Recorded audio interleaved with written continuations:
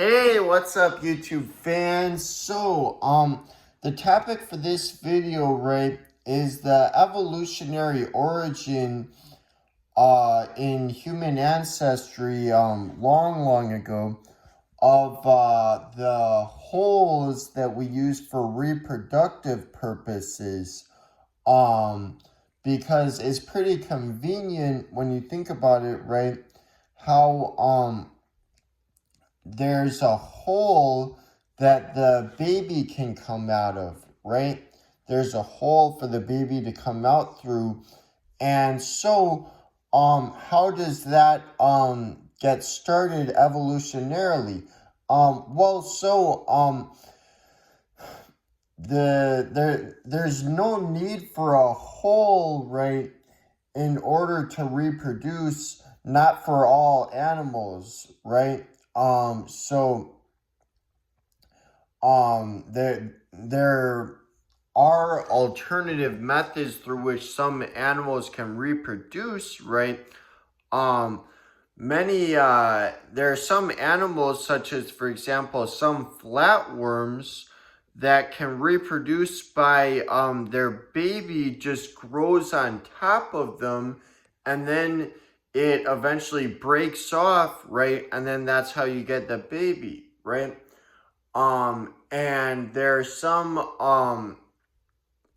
that can reproduce by means of splitting in half, right? And then each half grows into a full organism and they reproduce like that, right? And some can break into multiple pieces and then each piece grows into a full organism, right? And this can be done even by some creatures that are complex enough that they have brains and eyes, right? So it's not just like like they're much simpler than us, mind you, but it's not just like bacteria or something, or even like sponges, these are creatures with brains, right? And they're able to reproduce in this way, right? And so, there's no need to have a hole for all animals. There's no reason for the hole to exist from the beginning, right? The hole through which the baby comes out of, right? If you can transition from something like that to something like that reproduces how we do, right? But how do you transition? How does that happen? Monotremes, reptiles, birds, amphibians, and many groups of fish have what's called a cloaca, and this is a single multi-purpose hole that they use to poo, pee, and reproduce from. It's all done through just one single hole, right? Used for all of these purposes, but it's just one hole, right? So a chicken takes a dump out of the same hole that it lays an egg out of, right?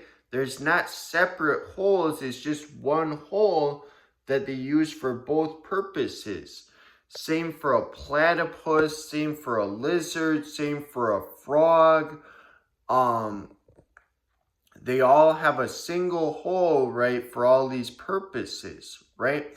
And there's evidence that our ancestors, hundreds of millions of years ago, also had a cloaca, right? Because during our early stages of development, we start out having a cloaca, right?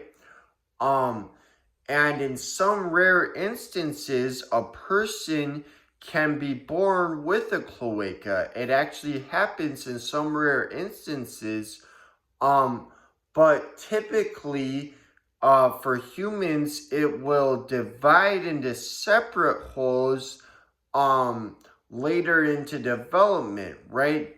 Just as is the case for most therian mammals, right? And so if you're confused about, how could something with a cloaca ever evolve towards having the setup that we have where we poop out of a separate hole the uh, from where we reproduce from? You might want to recognize that during our early stages of development, we start out with the single hole that divides into two separate holes, right? And so our anus and our reproductive holes are derived developmentally from the same original embryonic hole, right?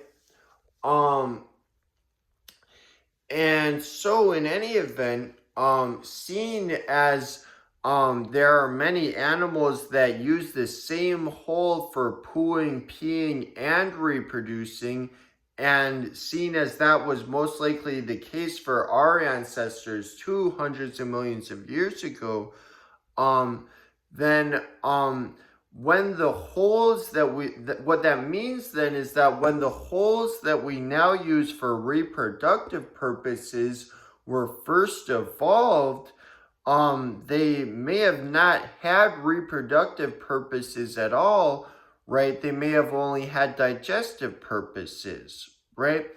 Um, because it still would have been useful, right?